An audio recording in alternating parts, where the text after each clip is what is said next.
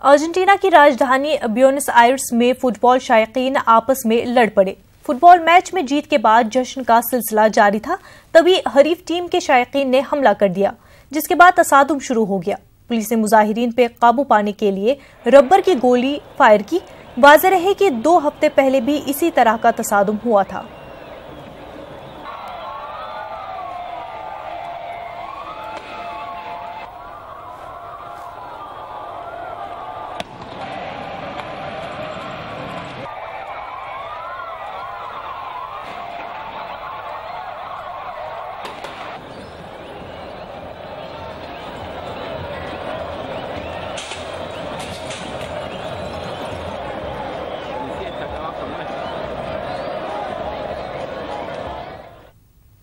चीन के सिचुआन सूबे में मिट्टी के तोदे खिसकने से 3 लोगों की मौत हो गई।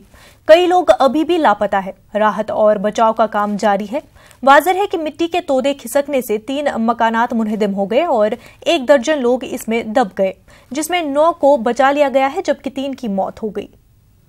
找到声量抵达的速度很快，我们知道14点20分他们接到了报警。那么最早到达现场的救援带出的时候，发现虽然女童就是原来这些民房地基所在的这样一个区域，而我人员正在去进行。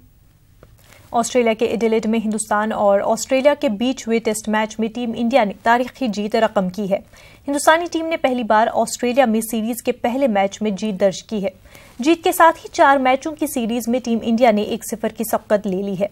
ऑस्ट्रेलिया के टेल एंड्रेस ने टीम इंडिया के गेंदबाजों को काफी मशक्कत कराई, मगर आखिरकार टीम इंडिया के गेंदबाजों ने कमाल दिखाया और ऑस्ट्रेलियाई बल्लेबाजों को बेबस करके तारीखी जीत रकम की।